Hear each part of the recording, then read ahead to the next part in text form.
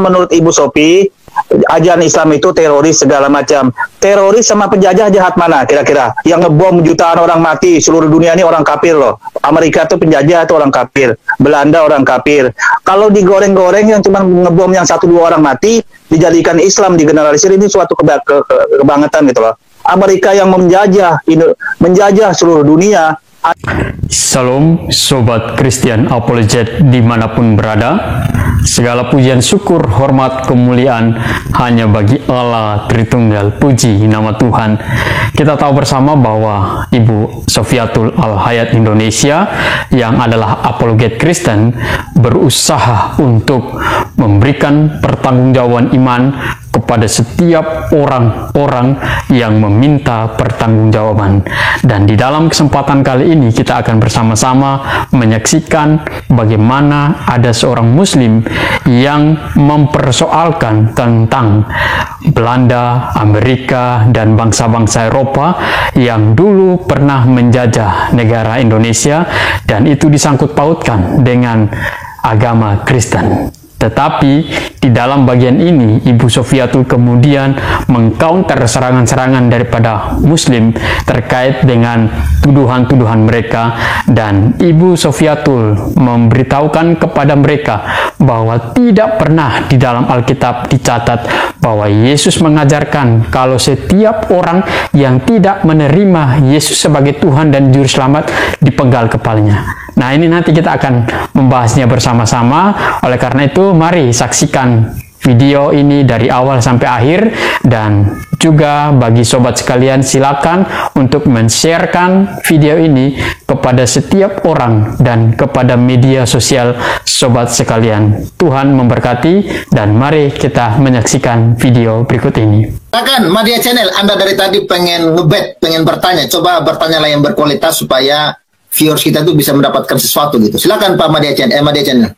Oke, selamat siang semua kawan-kawan. Terima kasih ya Bang Ibu Sophia tadi yang panjang lebar ya menjelaskan tentang terutama dalam konsep penerangan dia. Menurut dia itu hak dia. Tapi Media luruskan dulu sedikit di sini pemahaman khilafah ya. Di dalam ajaran Islam, apalagi di akhir zaman ini, menurut hadis-hadis yang sumber-sumbernya sudah diinformasikan di hadis, bahwa khilafah itu akan berdiri bukan di Indonesia, tetapi nanti berdiri di Suriah dan Palestina setelah Palestina itu dibebaskan. Ini informasi kenubuatan di hadis Nabi.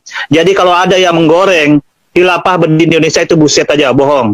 Itu hanya ingin menjual posisi, menjelek-jelekan saja. Jadi khilafah berdiri di sabar. Anda ya? Jangan mengatakan kami menjelek-jelekannya. Itu fakta, ada videonya Media. Saya sudah tampilkan di awal tadi. Ini bukan saya bicara hadis. Saya tidak bicara. Iya, berarti itu masalahnya dari pihak lu, bukan dari pihak kami. Pihak lu sendiri yang saya hanya nerangkan aja. Saya nerangkan aja di sini. Iya. Oke, jadi posisinya jangan sampai Anda memframing kalau kami yang menjelek-jelekan. Tidak ya. Kami hanya menunturkan fakta dan menyampaikan. Oke, lanjut. Oke, jadi saya luruskan. Jadi pemahaman Islam yang sebenarnya di dalam hadis Nabi, menjelang akhir zaman nanti, umat Islam itu diinformasikan akan 3 tokoh yang akan datang. Yang pertama Dajjal, yang kedua Isa Al-Masih, kemudian yang ketiga Al-Mahdi, pembebas Palestina. Nanti dinubuatkan Masjidil Aqsa itu akan dibebaskan oleh Imam Al-Mahdi. Dan inilah pada saat detik-detik mungkin dalam beberapa saat inilah, dalam posisinya tahun berapa ini, dan lama lagi akan dibebaskan itu. Nah, posisi itu maka berdiri tegaklah khilafah di sana, bukan di Indonesia. Jadi justru umat Islam nanti hadis, sebentar, Anda bisa lihat nanti justru umat Islam itu di dalam hadis diinformasikan akan datang ke sana, berkunjung mendatangi khilafah itu Imam Al-Mahdi yang penuh kebenaran itu. Itu informasi hadis. Ya, itu yang pertama ini yang kedua. Kalian, itu orang kalian. Coba putar videonya tadi Pak Papel, itu bukan tidak. Kalau soal itu Indonesia. Ya, kalau soal itu urusan media lah, mau khilaf di mana itu kakak kami pun tidak percaya. Jadi kalau ada yang goreng di Indonesia itu buset ada di Islam seperti itu, kebohongan ya. Persoalannya di pihak kalian bukan di kami. Ya udah, saya lanjut dulu Pak Papel. Saya lanjut dulu. Yang kedua menurut Ibu Sophie, ajaran Islam itu teroris segala macam. Teroris sama penjajah jahat mana kira-kira? Yang ngebom jutaan orang mati, seluruh dunia ini orang kafir loh. Amerika itu penjajah, itu orang kafir. Belanda orang kafir.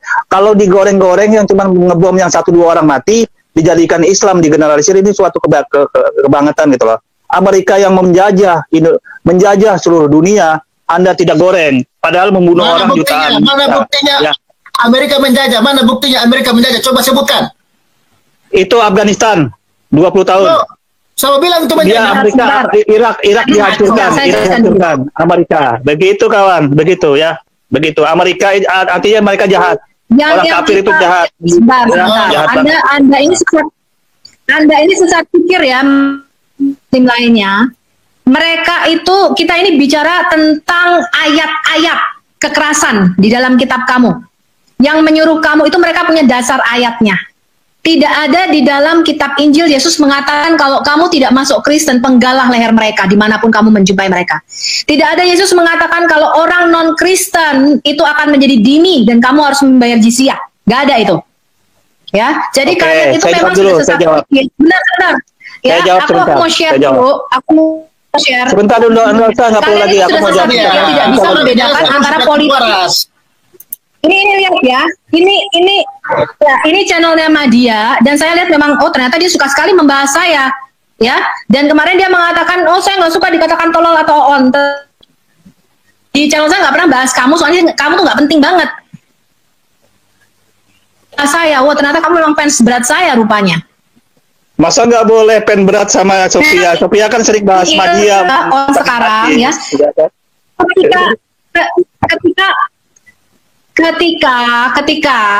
ketika kita bicara politik itu beda Madia. Yang namanya Islam dengan politik itu selalu dikaitkan, dijadikan satu. Ini beda dengan Kristen. Kristen bukanlah masuk ke dalam politik. Yesus tidak pernah ya masuk atau menjadi pemimpin gerakan politik. Ya, Yesus mengatakan kerajaanku bukan di dunia ini tapi di surga. Menjadi politik, apakah ada yang namanya sejarah kekerasan? Iya. Ada di dalam gereja. Ketika itu dijadikan politik, kamu tahu nggak politik? Tetapi pada dasarnya Kristen bukanlah agama politik seperti Islam. Kamu mudah nggak ini? Kamu harus belajar lebih giat lagi. Ya, tidak pernah ada Yesus mengatakan pergilah ke seluruh dunia. Lo perang salib itu perang salib itu yang bunuh siapa? Itu dari kamu, dari Islam. Perang salib 1, 2, 3 kawan. Perang salib 1, 2, 3 Kristen sama-sama pembunuhan loh itu. Ya itu ajaran siapa yang nyuruh membunuh itu? Kalau dari suruh dari pimpinannya. Kamu nggak baca sejarah perang salib. Ayo. Ya. Nah, ya. Kalian itu 1, 2, 3 sama-sama Yerusalem mengambil. Nanti lah kalau bahas perang salib, gue agak kalau ngomong sama orang nggak tahu sejarah ini memang repot ya. Kayak ngomong sama orang EQ gorila nih. Makanya gue susah jelasinnya. Dia itu nggak bisa membedakan ya ketika agama dijadikan alat politik dengan murni ajaran Yesus. Yesus tidak pernah mengatakan kamu ke Samaria, ke Yudea, penggal. Kalau mereka nggak masuk Kristen, penggal. Kalau nggak bayar jizyah. Nggak pernah. Tapi nabimu mengatakan itu. That's a problem. Nabimu itu menyatukan antara politik dengan agama. Yang mana agama ini urusan masing-masing. Nabimu tidak memberi ruang kebebasan orang lain untuk beragama. Dijadikan satu dengan paham. Nggak bisa. Di dalam Kristen nggak ada. Ya, kita nggak bisa mengatakan oh Joe Biden itu orang Kristen itu mewakili gereja. Ngawur, ngaco, nggak bisa. Ya, nanti mungkin teman-teman hamba-hamba Tuhan lainnya silakan bersuara. Ini kayaknya memang generasi ini nggak dididik dengan baik deh. Makanya pahamnya jadi kayak begini nih, kayak Madia nih. Betul. Silakan teman-teman yang lain. Ya, nggak ada, ya Madia nggak ada perintah di Alkitab untuk melakukan hal-hal seperti itu. Jadi itu bukan perintah kitab, paham ya? Dan Belanda itu masuk, ya, dan ingat Belanda masuk Indonesia nggak pernah mewakili kekristenan, paham kau? Dibonceng pak, dibonceng pak, dibonceng. Amerika pun misionarnya bonceng, bonceng pak, bonceng, bukan. Ya, Amerika pun tidak pernah mewakili kekristenan. Itu murni negara, politik, bukan agama. Itu loh, jangan Anda memframing. Kalau Belanda menjajah Indonesia 350 tahun dengan kekuatannya seperti itu, Indonesia sekarang udah Kristen semua, dipaksa masuk Kristen. Kamu harus belajar sejarah. Nanti aku akan buka sejarah bagaimana Islam berkembang di Jawa, bagaimana Majapahit itu runtuh dan disingkirkan. Itu belum dibuka. Ya, bagaimana Turki itu coba Sophie tanya, Sophie tolong jawab Madia nih. Ini sekarang di ajaran Islam Anda bilang membunuh. Sekarang orang Kristen ada nggak yang mati? Kalau membunuh tentunya dari dulu orang Kristen nggak ada sudah di Indonesia. Buktinya orang Kristen baik aja hidupnya, orang agama lain baik aja. Baik orang ya kan? Berarti Anda asal tidak mewakili orang itu. Bisa membedakan kalau bisa membedakan antara ajarannya Madia. Ya. Itulah saya bilang IQ gorila. Indonesia ini kita ini sudah bersatu menjadi negara Indonesia yang tapi kalau ada yang dibunuh kawan, kalau ada dimatiin, ada dibasmi Kristen. Kalau ada seandainya negara Indonesia ini dari dulu seandainya Indonesia ini negara Islam, mungkin Kristen sudah punah. Buktinya di Afghanistan kemarin Taliban membantai para misionaris Kristen. Paham kau? Indonesia ini bukan negara Islam. Itu tidak mewakili Islam. Itu belum terbukti. Buktinya di Arab Saudi, di negara Kristen. Terserah Anda. Sebentar dulu, itu masih perang. Itu masih perang ya. Jangan ada generalisir. Tidak ada seperti itu. Kalau Anda mau lihat kelakuan Islam di Arab Saudi, lihat negara-negara Islam yang aman. Muslim lari dari ajaran agamamu, Madia.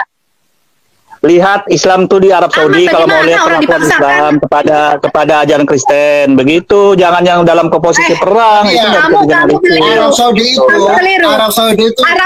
itu diislamkan dengan pedang.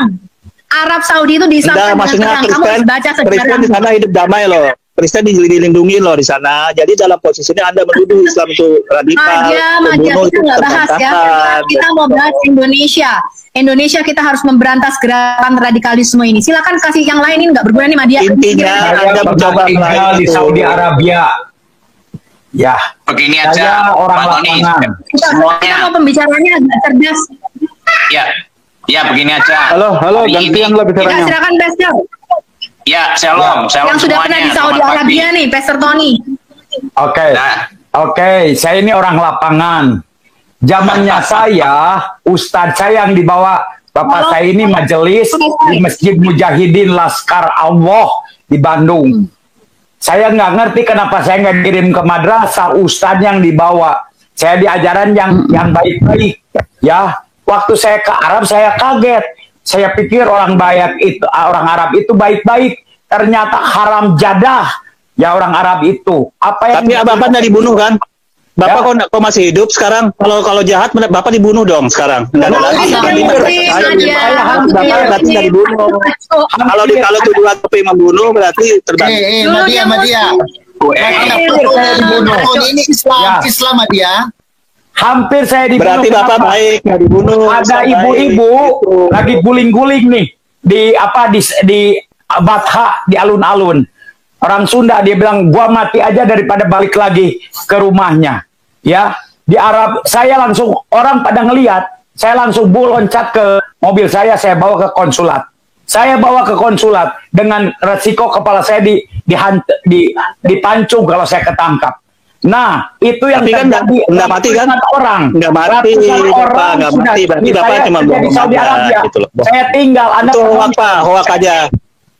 Saya tinggal di sana.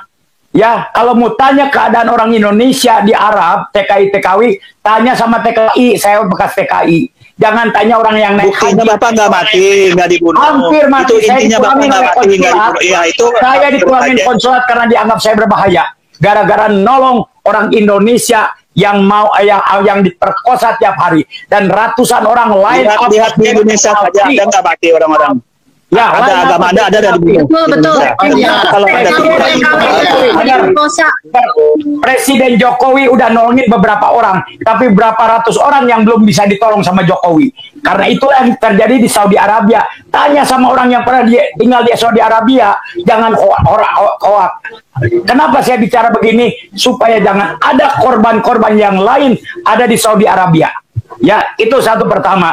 Saya mengasihi orang Indonesia supaya jangan ada. Nah sekarang agen-agen yang kurang ajar itu sudah diberantas. TKW sudah tidak dikirim lagi sama Jokowi. Kecuali orang-orang yang baik. Itu kenyataan dan fakta. Karena saya orang yang ada di sana. Nah kedua, ya zaman saya 50-60% teman saya nggak bisa sholat. nggak apal sholat, boro-boro ngerti. Ya, nggak belajar itu Pak, dia nggak belajar itu berarti bodoh. Kenyataannya di lapangan hanya 60% nggak ngerti sholat, apa juga kagak. Itu argumen. Waktu saya itu ke Amerika pertama, saya begitu kaget, oh ada ayat yang begini, selama ini ditutupin kepada saya, karena saya pecinta Muhammad, yang saya dulu agung-agungkan, tetapi di lapangan ada. Apa? The bottom line ini, ya, tidak semua orang yang saya lihat di lapangan, tidak semua orang Islam itu teroris, tetapi teroris beragama Islam, ya. Nah, jadi kalau orang lebih dalam lagi mengenai tahu dengan ajaran Islam, dua hal, dia akan murtad atau dia akan jadi teroris, itu aja, karena mereka nggak ngerti apa itu penjajah Pak, teroris sejati itu penjajah Belanda, orang kafir, yang jahat, jangan ada persen lah, jangan ada diri begitulah, nggak bagus. Ingat, teroris agamanya apa? Saya mau tanya, teroris agamanya apa? Teroris agamanya Kristen, itu Amerika, Belanda itu Kristen Pak, menjajah itu lebih matiin orang lebih banyak, itu lebih banyak. Tapi itu ada berisik. Itu adalah supaya terarah. Oke, sabar Pak, supaya terarah. Saya mau uruskan dulu ya. Kita di sini tidak sedang membenci Islam. Ya, kita sini sedang membahas radikalisme yang ingin menjadikan Indonesia negara Islam, yang ingin menjadikan Indonesia khilafah. Kami tetap menghormati saudara-saudara Muslim dari NU. Ya, kami hormati mereka penjaga NKRI. Ya, kita bersama-sama menjaga NKRI. Oleh karena itu Madia, yang kita lawan ini ajaran radikalisme yang mengajarkan orang untuk membunuh, yang mengajarkan orang untuk membom gereja, yang mengajarkan orang untuk menutup rumah ibadah. Ini yang kita lawan, yang tidak boleh ada di NKRI. Gitu loh. Iya, tapi Bapak arahnya planningnya menjelekkan Islam, itu masalahnya. Kalau nggak masalah, Bapak menuju Islam dijelek-jelekan, jangan dicampur baur dong. Jangan mereka orang Islam dia. Faktanya mereka penjajah Amerika, Belanda orang Kristen itu, Belanda, Amerika, penjajah Inggris semua orang Kristen, bunuh orang semua itu. Kalau Anda cinta negeri ini, kalau Anda mencintai Islam, seharusnya Anda harus melawan para terorisme yang mengatasnamakan Islam. Jangan munafik ya, sekarang Anda lawan itu penjajah Belanda. Kalau penjajah Amerika, kenapa pertolongan Amerika diterima juga? Ya, Amerika haram tapi duitnya halal. Nah, itu aja. Ya, kalau benci orang Israel, kenapa lu pakai ini medsos juga orang Israel yang bikin, lampu aja orang Yahudi kok dibunuh-bunuhin, tapi ya dibenci, diludahin tapi dimakan juga. Ya, Pak Haji kemarin anaknya main judi, astagfirullahaladzim, tapi menang Pak, alhamdulillahirabbil alamin. Kan itu kenyataannya begitu. Oke. Ya, itu Mbak Dia sudah ini ya, sudah turun ya. Memang tidak nyambung kalau bicara dengan kita di sini ya. Oke, kita ke ini dulu ya, ke teman-teman yang lain dulu ya. Silakan Batu Tauhid. Tauhid ini Muslim atau Kristen ini? Halo Batu Tauhid, buka mic-nya. Oke, silakan Pak Yunus. Oke, salam waras semuanya. Salam waras. Ya, terima kasih ya sudah diberikan kesempatan untuk berbicara. Ya, terutama saya berterima kasih dengan Ibu Sofiatul yang dimana kehadirannya di sini sangat mencerahkan kita. Ya, saya mengapresiasi sekali dengan Ibu Sofiatul dimana menyatakan suatu pendapat itu bukan hanya dengan kalimat, tetapi sesuai dengan fakta dan data. Itu saya harap juga kepada saudara kita yang Kristen, baik di mana saja yang mendengarkan perkataan saya ini, ya, saya harap terhadap saudaraku yang Kristen, ya, bila ada diskusi lintas agama, gunakan data-data yang valid, ya. Jadi tidak hanya mengatakan suatu hal tanpa ada dasar. Jadi itu yang kita harapkan. Yang kedua, terhadap Madia tadi, memang saya sudah pernah juga bicara dengan Madia ini, ya. Jadi Madia ini hanya salah satu yang bisa tidak mau menerima pernyataan dari orang yang sesuai fakta dengan data, ya. Dia hanya berargumen sendiri dan ingin mencari pembenaran pada dirinya sendiri, tidak mau menerima tolong dulu. Jadi tidak mau menerima apa yang suatu pendapat dari orang ataupun apa yang menjadi suatu bahan materi dari orang. Jadi itulah kelemahan-kelemahan yang kita dapat dari si media ini. Ya. Jadi saya tertarik dengan Bu Sofiatul tadi tentang yang dari profesor yang dari matematika itu ya. Mungkin suatu saat nanti Ibu Sofiatul bisa menceritakan juga sama kita, karena kebanyakan dari pihak kita, saudara kita dari Muslim menyatakan bahwa profesor yang buat matematika itu dari Arab. Jadi mungkin saudara kita yang Muslim kurang tahu mana sejarahnya. Ya, jadi mungkin juga Ibu Sofiatul bisa. Pak, Borobudur diklaim didirikan oleh Nabi siapa itu? Borobudur diklaim itu Muslim. Gajah Mada diklaim Muslim. Siapa lagi? Ya, itu semua udah diklaim Pak mereka. Pokoknya ini semua hasil karya Arab lah gitu. Padahal Arab satu-satunya yang masuk di sini obat kuat gitu loh. Ya, obat kuat buatan Arab. Nah. Jadi mereka mengklaim ini penemuan-penemuan mereka, Pak. Ya kan? Ya, jadi itu mungkin suatu apa juga sama bahasan sama Ibu Sofi, istilahnya menerapkan data-data tersebut biar kita semakin apa ya tercerahkan. Jadi sekarang kemunafikan itu selalu terlihat, ya. Artinya walaupun di sosmed, di TikTok sekarang kan kalau ada ceramah Ustadz Abdul Somad yang katanya kan kalau masuk ke tempat ibadah orang lain, ya, ke tempat ibadah orang lain haram hukumnya, ya kan? Jadi kita dipertontonkan sekarang dengan Pak Anies Baswedan yang sedang menyalakan dupa, ya, yang sedang menyalakan dupa di suatu tempat rumah ibadah. Jadi dari sinilah kita melihat suatu pertontonan yang sangat-sangat, ya, dari kemunafikan. Jadi disitulah kita lihat bagaimana. Ya mungkin itu saja yang bisa saya sampaikan. Terima kasih. Sebenarnya mereka ketakutan. Ustadz saya ngajarin saya dulu, jangan baca Injil. Padahal di rukun iman harus percaya Injil. Saking takutnya pegang aja haram katanya. Saking takutnya mereka itu unsecure sebetulnya. Karena apa? Sebaca biar namanya kristologi atau apa. Kalau dia sudah baca Alkitab, satu hari dia akan ketemu, kalau enggak ya itu. Jadi kembali lagi mereka itu unsecure sebetulnya. Karena apa? Ya tidak bisa membuktikan dan ketakutan. Ya itu aja. Jangan baca Injil takut. Karena apa? Injil itu firman Tuhan kok.